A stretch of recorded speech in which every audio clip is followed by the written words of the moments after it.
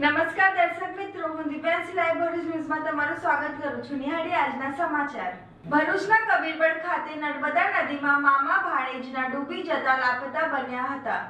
ઉનાળા વેકેશન સાથે જ ભરૂચના સુપ્રસિદ્ધ પ્રવાસન ધામ કબીરવડમાં મામા ભાણેજ ડૂબ્યા હોવાની ઘટના સામે આવી છે. ભરૂચના સોન તલાવડી વિસ્તારમાં નર્મદા માર્કેટ લસણવાળું ફળિયામાં 20 વર્ષીય અમિતભાઈ લખાભાઈ વાઘેલા રહે છે. વેકેશન હોવાથી સુરતના કોસાળ ગામે રહેતો 7 વર્ષીય ભાણેજ રાજેશભાઈ વાઘેલા વેકેશન માણવા માટે મામાના ઘરે આવ્યા હતા. ઉનાળાની કાળઝાળ ગરમી વચ્ચે મામા ભાણેજ કબીરવડમાં ફરવા ગયા હતા, જ્યાં આજે બપોરે 1 વાગે તેઓ નર્મદા નદીમાં નહાવાની મજા લઈ રહ્યા હતા. તે સમય દરમિયાન ભાણેજ રાજ નદીના ઊંડા પાણીમાં ડૂબવા લાગ્યો હતો, જેને બચાવવા જતાં મામા અમિત પણ નદીના ઊંડા પાણીમાં ડૂબી ગયા હતા. બનાવની જાણ થતાં આસપાસના લોકો અને નાવિકો ભેગા થઈ તેઓને બચાવવાનો પ્રયાસ હાથ ધર્યો હતો. જો કે લશ્કરો અને તરવૈયાઓને પણ આ ઘટના અંગે જાણ કરવામાં આવી હતી. પરિવારજનો સહિત માછીમારોના ટોળે ભેગા થઈ ગયા હતા, જ્યારે નદીમાં લાપતા બનેલા મામા ભાણેજની શોધખોળ હાથ ધરવામાં આવી હતી. મોડી સાંજ પડી જવા છતાં મામા ભાણેજનો કોઈ પત્તો લાગ્યો ન હતો. પરિવારજનોના આક્રંદ વચ્ચે સ્થાનિકોએ કબીરવડ યાત્રાધામને વિકસાવવા માટે ખોદાયેલા ખાડામાં બંને નાવા પડતા ડૂબી ગયા હોવાના આક્ષેપ કર્યા હતા. સાંજે 6 વાગ્યે મામા અમિતનો મૃતદેહ મળી આવ્યો હોવાની વિગતો મળી રહી છે, જેઓએ હમણાં 12 પાસ થયા બાદ કોલેજમાં પ્રવેશ મેળવ્યો હતો. ભરૂચ અને નર્મદા જિલ્લામાં 850 જેટલા મેડિકલ ધારકો એક દિવસીય હડતાલ પર ઉતર્યા હતા. ભરૂચ નર્મદામાં 850 કેમિસ્ટ પ્રતિકાત્મક બંધમાં જોડાયા હતા. ઈ ફાર્મસી દ્વારા પ્રિસ્ક્રિપ્શન વગર દવાના વેચાણ સામે વિરોધ. ભરૂચ અને નર્મદા જિલ્લાના દવાના વેપારીઓએ એક દિવસીય પ્રતિક બંધ પાડી ઈ ફાર્મસી દ્વારા પ્રિસ્ક્રિપ્શન વગર દવાઓના વેચાણનો વિરોધ કરી હડતાલ પાડી હતી. આ બંધના એલાનમાં અંદાજિત 850 દુકાનદારો જોડાયા હતા. All India chemist and druggist association અને the federation of Gujarat state chemist and ડ્રગ્ઝિસ્ટના આહવાન હેઠળ આ બંધ કાર્યક્રમ યોજાયો હતો. ભરૂચ નર્મદા જિલ્લાના કેમિસ્ટ અને ડ્રગ્ઝિસ્ટ એસોસિએશનના પ્રમુખ ભરત સહાયે જણાવ્યું હતું કે ઈ ફાર્મસી કંપનીઓ પ્રિસ્ક્રિપ્શન વગર એન્ટીબાયોટિક અને શિડ્યુલ H દવાઓનું વેચાણ કરી રહી છે, જે આરોગ્ય માટે ગંભીર ખતરો ઊભો કરી શકે છે. ભરત શાહે ચિંતા વ્યક્ત કરતાં જણાવ્યું હતું કે આવી ગેરરીતિના કારણે યુવાઓમાં નશાની લત વધવાની શક્યતા વધુ રહે છે. તેમણે વધુમાં જણાવ્યું હતું કે ઓનલાઈન માધ્યમથી નકલી દવાઓનું વેચાણ અને બોગસ પ્રિસ્ક્રિપ્શનનો ઉપયોગ કરી ગેરકાયદેસર રીતે દવાઓનું વેચાણ થઈ રહ્યું છે. તેમણે આક્ષેપ કર્યો હતો કે કોરોના સમય દરમિયાન આપવામાં આવેલ ખાસ નોટિફિકેશનનો કેટલાક ઈ ફાર્મસી સંચાલકો દુરુપયોગ કરી રહ્યા છે. કેમિસ્ટોએ ગેરકાયદેસર ઓનલાઈન દવા વેચાણ સામે કડક કાર્યવાહી અને ઈ ફાર્મસી પર નિયંત્રણ લાવવાની માંગ કરી હતી. આ પહેલાં 3 વખત વિરોધ નોંધવામાં આવ્યો હોવા છતાં સરકાર તરફથી યોગ્ય પ્રતિસાદ ન મળતા કેમિસ્ટોમાં રોષ જોવા મળી રહ્યો છે.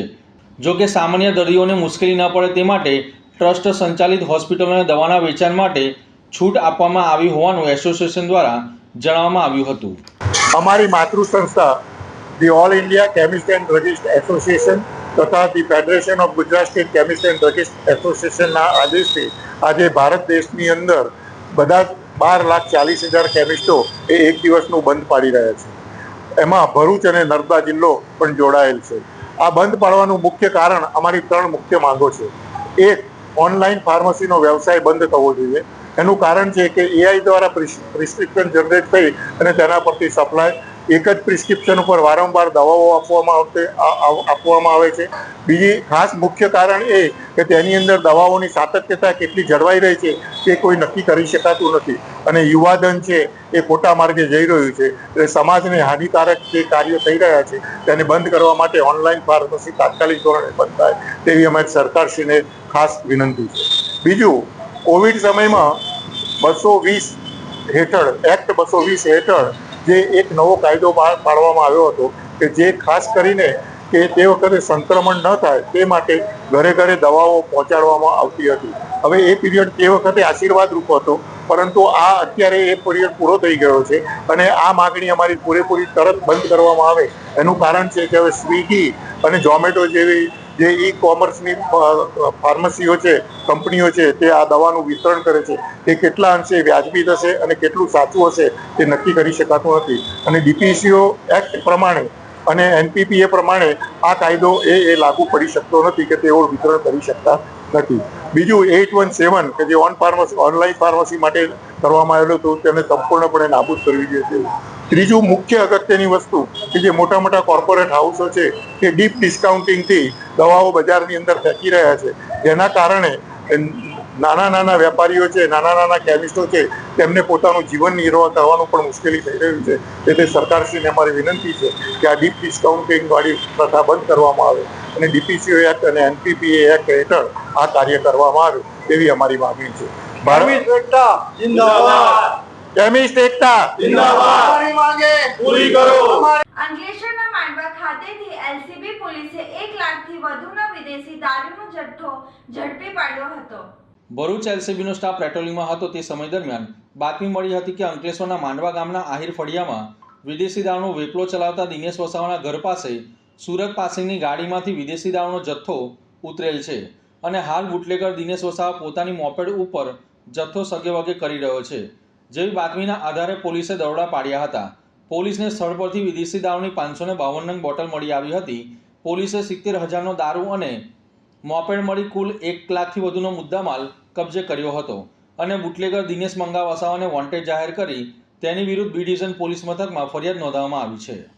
અંકલેશ્વરમાં ઓનલાઈન દવાઓના વેચાણ સામે મેડિકલ સ્ટોરના માલિકો દ્વારા હડતાલ પર ઉતર્યા હતા. અંકલેશ્વરમાં ઓનલાઈન ઈ ફાર્મસી દ્વારા દવાઓના વેચાણ અને ભારે ડિસ્કાઉન્ટના વિરોધમાં all India organisation of chemist અને ડ્રગ્ઝિસ દ્વારા આપવામાં આવેલ દેશવ્યાપી હડતાલના એલાનમાં અંકલેશ્વરમાં સજ્જડ સમર્થન મળ્યું હતું. આજે યોજાયેલી 24 કલાકીય હડતાલમાં અંકલેશ્વર શહેર તેમજ જીઆઈડીસી વિસ્તારમાં 300થી વધુ કેમિસ્ટો જોડાયા હતા, જેના કારણે અનેક વિસ્તારોમાં મેડિકલ સ્ટોર બંધ જોવા મળ્યા હતા. કેમિસ્ટ એસોસિએશનના પ્રતિનિધિઓએ જણાવ્યું હતું કે ઓનલાઈન માધ્યમથી દવાઓના વેચાણમાં યોગ્ય નિયંત્રણોના અભાવે પરંપરાગત મેડિકલ સ્ટોર્સના વ્યવસાય પર ગંભીર અસર પડી રહી છે. ભારે ડિસ્કાઉન્ટ અને આકર્ષક ઓફરોના કારણે નાના વેપારીઓ માટે ટકી રહેવું મુશ્કેલ બન્યું હોવાનું તેમણે જણાવ્યું હતું. હડતાલ દરમિયાન કેમિસ્ટોએ દર્દીઓની સુરક્ષા અંગે પણ ચિંતા વ્યક્ત કરી હતી.